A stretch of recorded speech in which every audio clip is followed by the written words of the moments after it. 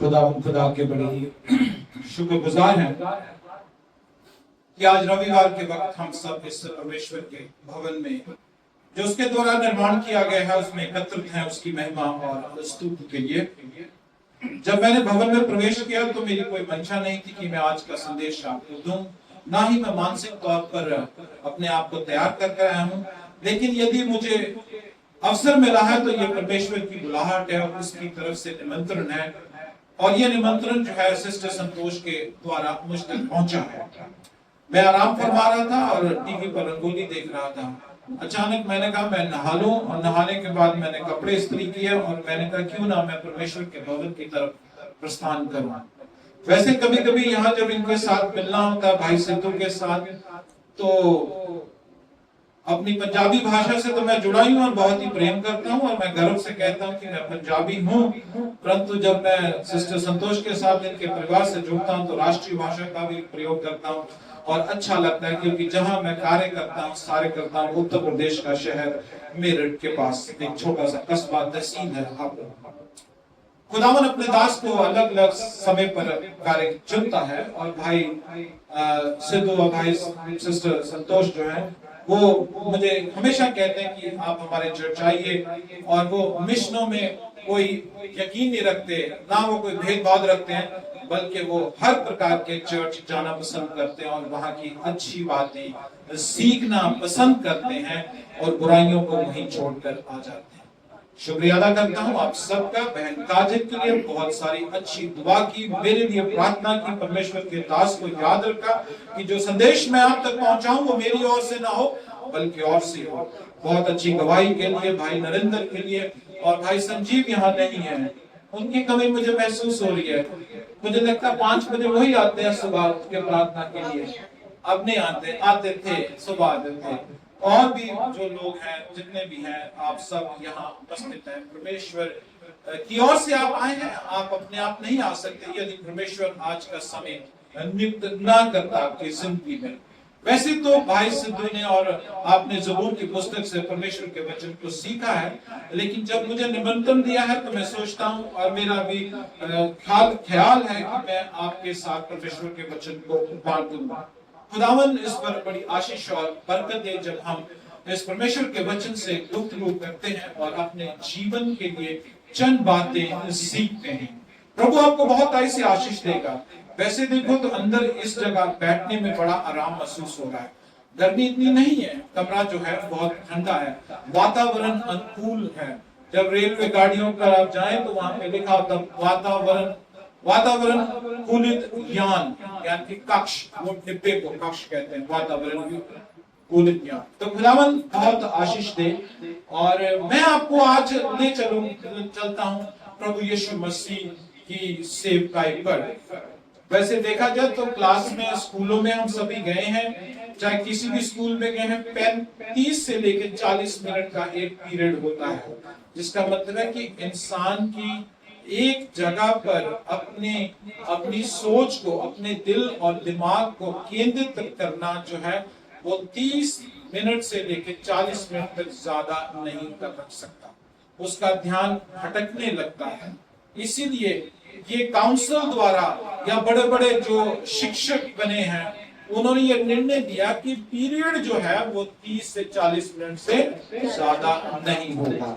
इसीलिए परंतु हम चंद मिनट और लेंगे और फिर हम समाप्ति भी करेंगे शीघ्र ही।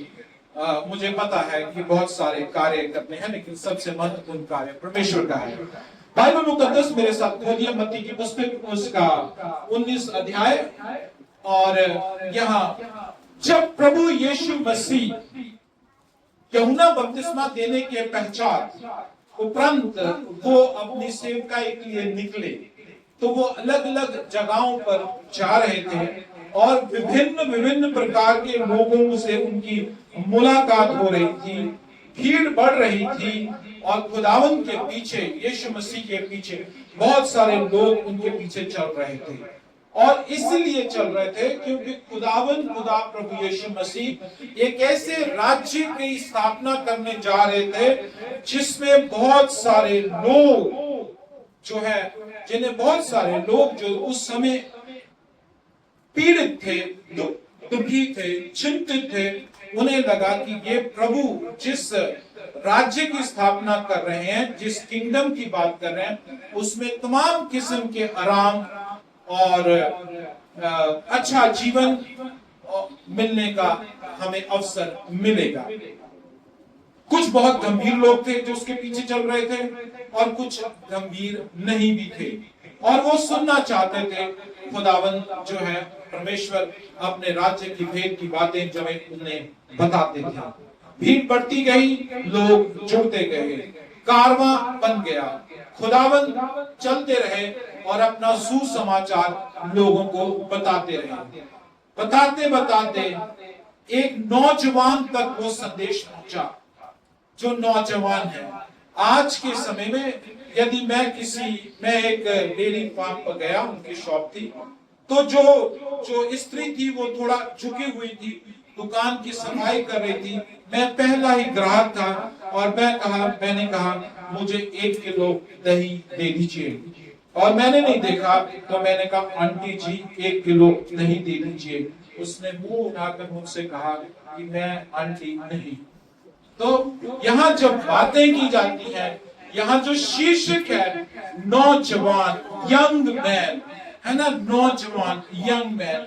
मैं चाहता हूं कि जब यहाँ यंग मैन की बात आ रही है, अंग्रेजी की पुस्तक में, यहाँ बाइबल मेरे पास है, तो ऐसा ना कि हमारी जो बहनें हैं, माएँ हैं, और उनसे नहीं कहा गया। यंग मैन के बीच में जब मैन शब्द आता है तो उसमें स्त्रियां भी जो है इंक्लूड होती हैं, क्योंकि मैन से ही वुमेन शब्द आया है, मैन से वुमेन, तो मैन के अंदर ही वुमेन है, और वुमेन के साथ भी ये कलाम की बात होती है। यहाँ कहता है नौजवान, यंग, जवान, सब कोई जवान है। खैर मैं बता देता हूँ कि मैं अपने तरीके से जब उम्र में आगे बढ़ रहा हूँ तो मुझे एहसास होता है कि मैं अपनी क्या कहते हैं जवानी से ढलकर बुढ़ापे की ओर बढ़ रहा हूँ। भले ही हम इस बात को ना माने, बहुत से लोग नहीं मानते, लेकिन कहते हैं ये यंग मैन जब जीसस प्रीच कर रहे हैं और जब वो कर रहे हैं तो ये नौजवान व्यक्ति उसके पास आता है और वो कहता है कि सब लोग जो हैं बहुत सारी आशीष पा रहे हैं, बहुत सारे लोग जो हैं सब कुछ पाना चाहते हैं, क्यों ना मैं भी जाके वो आशीष प्रभु से पालूं जो प्रभु मुझे और सब लोगों को देना चाहता है। और वो कहता है इस प्रकार, आइए हम पढ़ें मत्ती की पुस्तक, बहन बहुत अच्छी तरह से पढ़ती हैं, 19 अध्याय मत्ती का और 16वीं आयत से हम शुरू करेंगे। एक मनुष्य यीशु के पास आया, एक मनुष्य जो यीशु के पास आया और उससे कहा, हे गुरु मैं कौन सा भला काम करूं, हे गुरु मैं कौन सा भला काम करूं कि अनंत जीवन पाऊं, कि मैं अनंत जीवन पाऊं। धन्यवाद, कि मैं अनंत जीवन पाऊं। यहाँ पे वो कहता है गुरु मैं कौन सा भला काम करूं। यहाँ पे शब्द है मेरे पास गुड, भला, गुड। कहता हे गुरु, भले गुरु मैं कौन सा भला जीवन पाऊं, हे भले गुरु मैं कौन सा ऐसा काम करूं कि मैं अनंत काल का जीवन पाऊं। हर धर्म इस संसार में अनंत काल का जीवन प्राप्त करना चाहता है। हम कहते हैं कि हम मसीह के साथ जब वो स्वर्ग दूतों के साथ आएगा तो हम उसके साथ स्वर्गीय घरों में विराजमान होंगे, हम वहां उसके साथ रहेंगे और अनंत काल का जीवन पाएंगे। जो हमारे हिंदू भाई हैं वो कहते हैं हम मोक्ष की प्राप्ति करेंगे, वो कहते हैं हम क्या मोक्ष की प्राप्ति करेंगे। इसलिए बहुत सारी संस्थाएं जो हैं वो कहती ध्यान लगाओ, प्रभु को ध्यान लगाओ। वो ध्यान में बैठते हैं और मोक्ष की प्राप्ति करना चाहते हैं। जो हमारे इस्लामिक भाई हैं, मोहम्मदियन हैं, वो कहते हैं हम जन्नत जाएंगे, हम जन्नत में जाएंगे। जब कयामत होगी तो वो हम जन्नत में जाएंगे। लेकिन मसीह लोग कहते हैं कि हम अनंत काल के लिए प्रभु के साथ स्वर्ग में जाएंगे। हालेलुया। इस प्रकार की प्रश्न लेके ये व्यक्ति नौजवान प्रभु के पास पहुंचता है और कहता है भला। सबसे पहली बार प्रभु से कहते हैं कि मैं भला, भला कौन है? गुड, भला कौन है? जब हम कहते हैं यदि मैं आपसे कहूं मैं भला हूं, मैं भला पुरुष हूं या मैं भला व्यक्ति हूं, तो मैं बहुत बड़ी गलती करता हूं। कोई इंसान भला नहीं, कोई इंसान भला नहीं है, ना भला हो सकता है। हाँ, हम भले बनने का प्रयास कर सकते हैं। प्रयास करना और भले बनना में बहुत फर्क है। मैं गुड, मैं अच्छा और मैं अच्छा बनना चाहता हूं, मैं अच्छा बन रहा हूं। तो यहां पे वो कहता है, प्रभु से कहते हैं कि मैं भला नहीं, भला हूं। कहता भला, कहता क्यों कह रहे हो मैं भला हूं? क्योंकि वो कहता है, क्योंकि सिर्फ यहाँ पे वो हम सीखेंगे इस आयत में कि सिर्फ प्रभु ही भला और कोई भी भला नहीं है। फिलिपियों की पुस्तक में अगर आप देखें तो कहते सबने पाप किया है, कोई भी भला नहीं है, सब गुनाह से, अरे पाप से कोई राहत नहीं। तो कहता है, उसने कहा कि तुम मुझे भला क्यों कहते हो? क्योंकि भला सिर्फ परमेश्वर है। अच्छा, यहां एक और बात सीखिए। अब प्रभु यीशु मसीह को वो भला कह रहा है, तो क्या वो गलत कह रहा है? नहीं, ना, बिल्कुल सही बात है। लेकिन आप यहां देखिए वो क्यों प्रभु यीशु से कहता है, क्योंकि प्रभु यीशु मसीह इस वक्त वो मनुष्य जीवन में है। यहां पर प्रभु यीशु मसीह अपनी दिव्य शक्तियां, अपनी दिव्य डिवाइन पावर जिसे हम कहते हैं, वो अपने पिता के पास छोड़कर आ गए थे और वो संपूर्ण रूप पर मनुष्य इस जीवन पर थे। इसीलिए कहा तुम मुझे भला क्यों कहते हो? भला कौन है? सिर्फ परमेश्वर, खुदा बाप, प्रभु। उसने कहा इसलिए यहोवा, इसलिए मुझे आप भला ना कहें। तो पहली बात, हम अपने आप में जब यदि कोई व्यक्ति हमारे प्रति दो शब्द प्रशंसा के कह देता है या अप्रिशिएट कर देता है, तो हमें लगता है दुनिया का सबसे बड़ा मैं भला व्यक्ति। आई फील सो गुड, मुझे बहुत अच्छा लगता है। जॉनसन तुम बहुत अच्छा हो, मेरा कॉलर ऐसे होता है। तो हम ये सीखें कि हम भले नहीं, भला परमेश्वर। मैं यहाँ को संदेश देने से पहले, जैसे सिस्टर संतोष ने कहा कि जब हम कोई प्रचार करते हैं तो हम सबसे पहले हम ये सोचते हैं कि क्या ये प्रचार हम पर लागू होता है।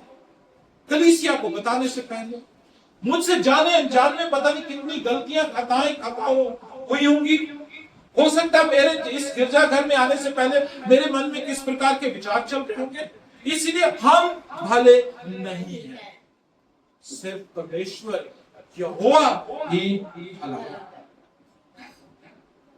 अब ये व्यक्ति आगे बढ़ता है और वो कहता है, आगे पढ़िए क्या लिखता है। यदि तू जीवन में प्रवेश करना चाहता है तो आज्ञाओं को माना कर। उसने उससे कहा कौन सी आज्ञाएं? यीशु ने कहा ये कि हत्या ना करना, व्यभिचार ना करना।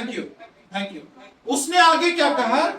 प्रभु ने उससे कहा कि तुम मुझसे अच्छा क्यों कहते हो? फिर वो कहता है कि तुम अगर परमेश्वर के राज्य में प्रवेश करना चाहते हो तो आज्ञाओं का पालन। अब आज्ञा जो है वो निर्गमन की पुस्तक उसका 20 अध्याय मेरे ख्याल 16 से आगे चलती है और वहां भी मेरे सामने लिखिए परमेश्वर ने मनुख ले 10 यहां मेरे सामने भी है, नजदीकी है। धन्यवाद सिस्टर जी। यहां क्यों उसने परमेश्वर ने उसे कहा कि तुम आज्ञाएं मानो। और वो आगे कहता है कि मैं इन आज्ञाओं को जवानी से ही मानता आ रहा हूं। कौन आज्ञाओं को मैं जवानी से मानता रहा हूं, मैं भी मानता रहा हूं। अब मैं बता रहा हूं कि वो कौन सी आज्ञाएं मान रहा था। ये आज्ञाएं जो है ये दो भाग में है,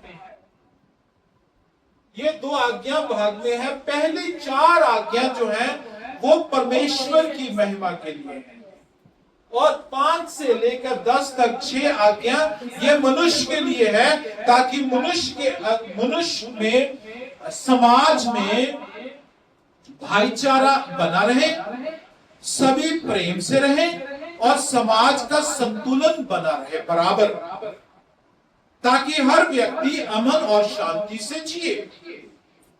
इसीलिए जब इस व्यक्ति ने, अमीर व्यक्ति ने, जब उसने कहा, नौजवान ने, कि मैं ये सब आज्ञाएं करता रहा।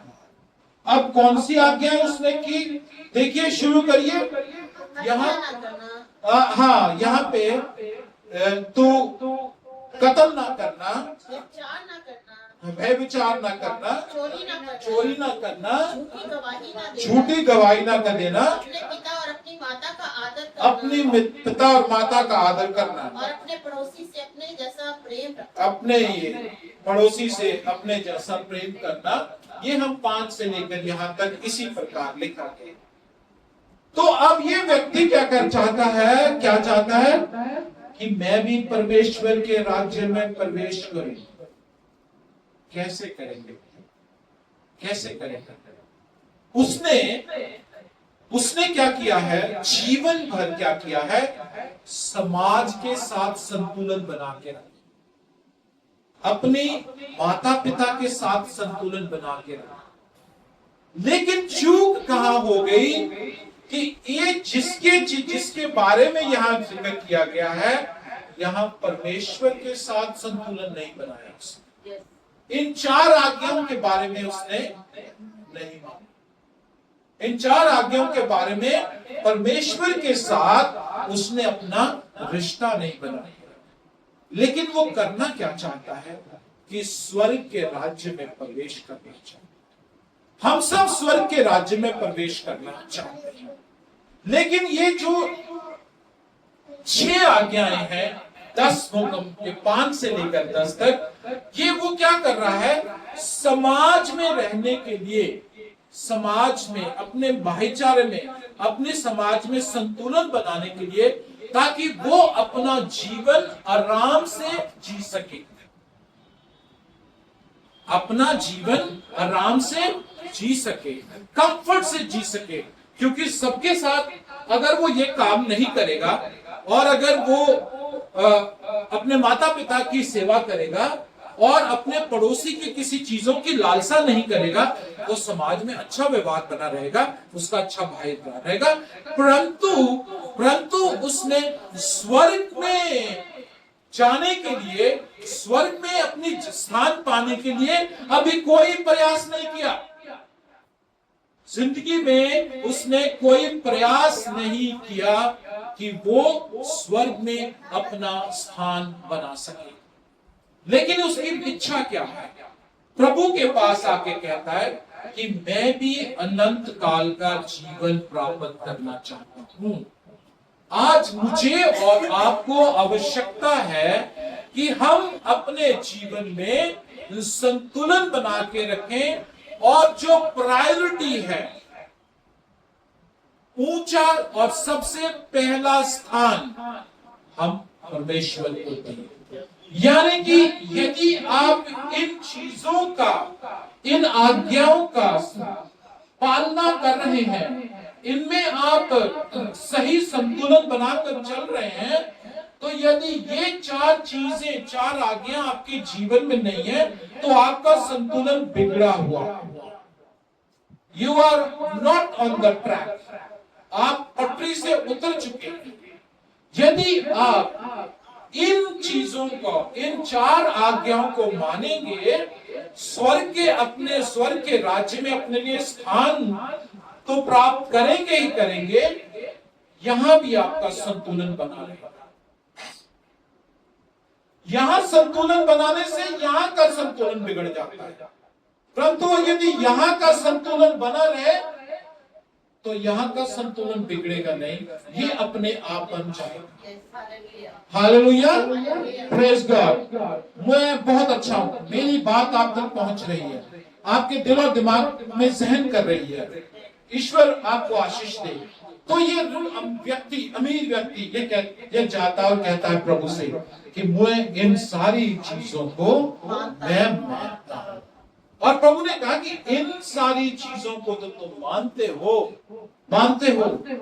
परंतु ये कमी तुम्हारे अंदर है, इसे सुधार लो। उस जवान ने उससे कहा, इस सब को तो मैंने माना, अब मुझ में किस बात की घटी है? यीशु ने उससे कहा, यदि तू सिद्ध होना चाहता है तो जा, अपना माल बेच कर कंगालों को दे और तुझे स्वर्ग में धन मिलेगा, और आकर मेरे पीछे हो ले। परंतु वह जवान ये बात सुनकर उदास होकर चला गया, क्योंकि वो बहुत ही धनी था। धन्यवाद सिस्टर जी, धन्यवाद। अब दूसरी तरफ जो है, जब उसने इन प्रभु यीशु से कहा कि मैं क्या में कमी है, तो उसने कहा कि तुम बहुत सारा धन जो है वो अपना गरीबों में बांटो। अब मेरे पास ये सवाल, मैंने कुछ समय पहले मैं पादरी साहब से चर्चा कर रहा था कि कलीसिया में कोई 200-400 के करीब लोग बैठे थे, और मैंने संदेश दिया कि पहुंचारी कितनी आवश्यकता है मसीही लोगों के लिए। तो वहां किसी व्यक्ति ने मुझसे कहा कि पादरी साहब, अगर हमारे पास ही उतना हो तो हम कैसे दें, हमारे पास अपना ही पूरा नहीं हो रहा। तो मैंने उस स्त्री की कहानी बताई कि जब एलिशा जब उसके पास गया तो उसने कहा, जा पहले मेरे लिए तो रोटी बना दे। जब उसने कहा मैं और मेरा बेटा खाएंगे और मर जाएंगे, तो उसने कहा तेरे घर में बरकत खत्म नहीं होगी जब तक बरसात न आए। तो खुदावंद खुदा कहता है, उसने कहा कि तेरे पास बहुत सारा है तो जाके दे दे। अब ये इसलिए कहा कि वो व्यक्ति परमेश्वर को छोड़कर अपनी दुनियावी जिंदगी में ज्यादा जो है वो रुझाव जो है वो दिखा रहे हैं।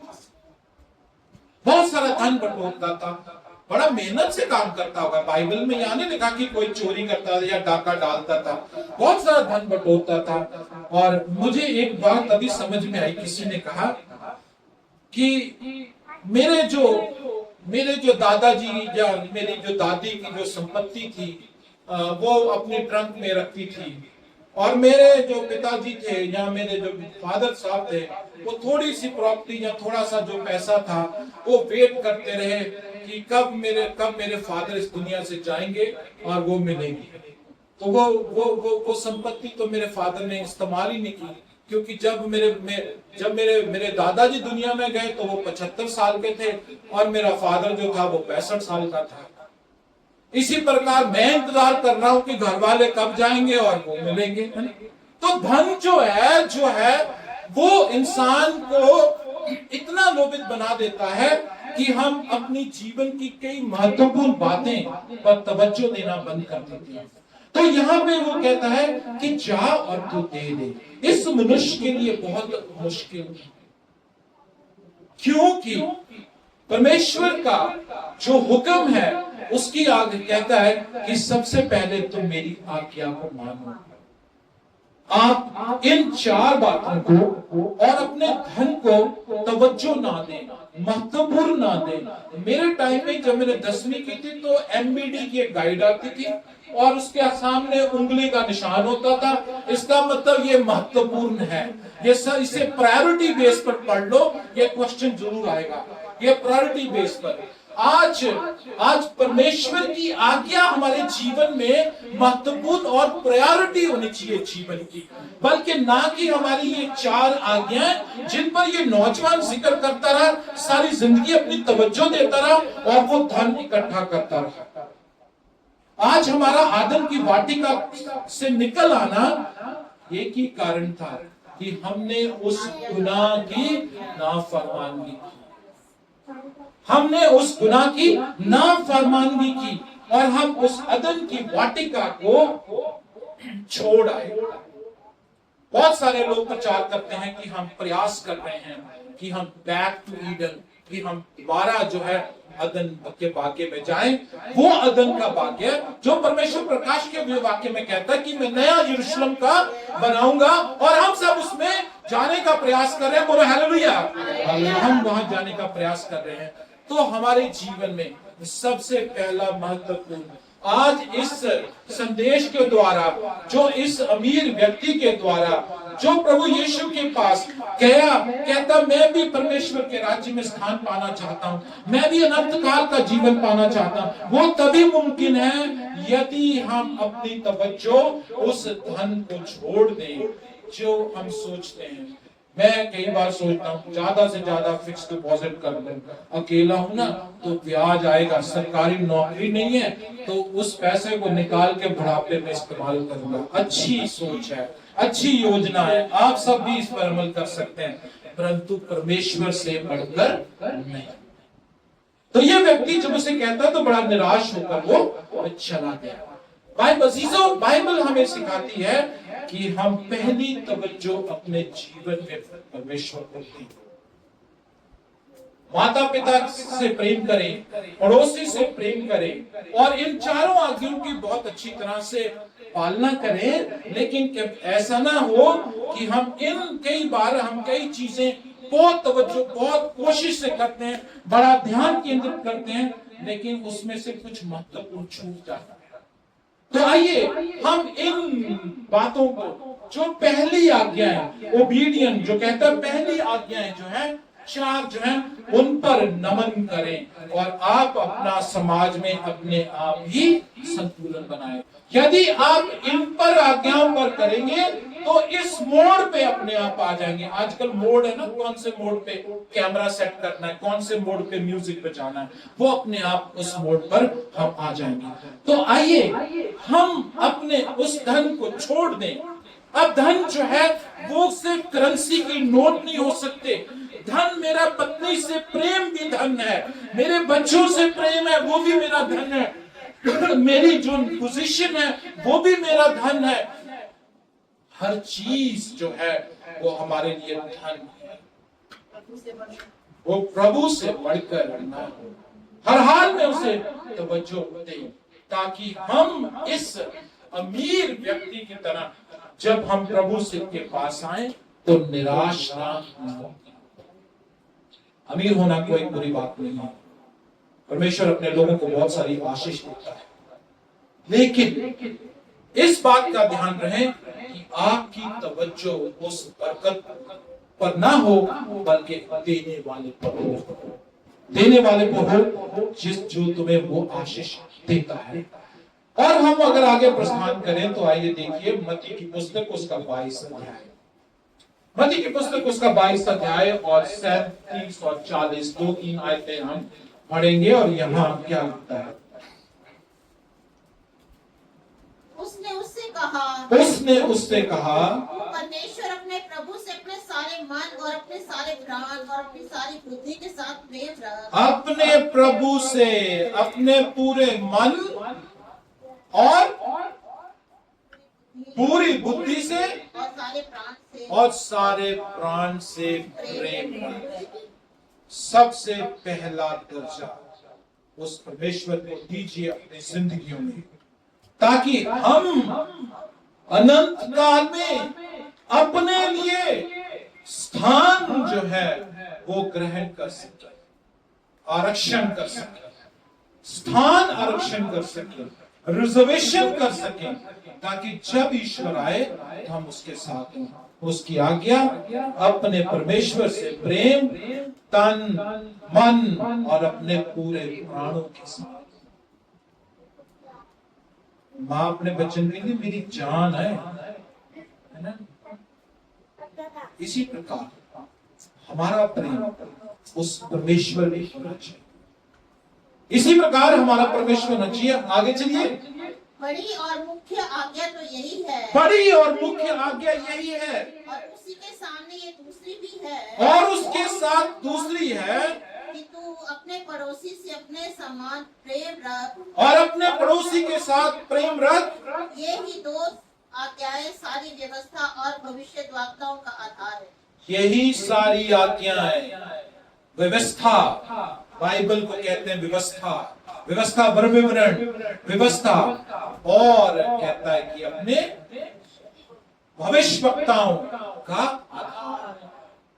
तो हम अजीजों इन आज के इन परमेश्वर के वचनों से सीखते हैं कि कैसे हमने अपने जीवन में अपना संतुलन बनाए रखना है, ताकि हम अनंत काल का जीवन प्राप्त कर सके। आप सब गिरजाघर आते हैं और हर 9 बजे, मैं कई बार हमारे काम चल रहा था तो वो सुबह 9 बजे यहाँ आराधना होती है और वो थोड़ियां और शैने चलाते थे।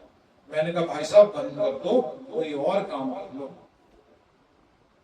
कि वहां आराधना होती है और तुम छैनी और हथौड़े चला रहे हो। ये बाद में आफ्टरनून में ये काम कर लेना है, क्योंकि ईश्वर आपके मनों को देखता है। आप इस सालों में इस चर्च में बहुत भागीदारी करते हैं, बहुत संगति करते हैं, बहुत आध्यात्मिक जीवन जीने का प्रयास करते हैं, लेकिन ये सारी बातें बहुत अच्छी हैं, लेकिन इस बात को कभी ना पीछे लें, महत्वपूर्ण करके लें, अपने उछले स्तर पर रखें कि मैंने अपना रिश्ता परमेश्वर के साथ बनाया।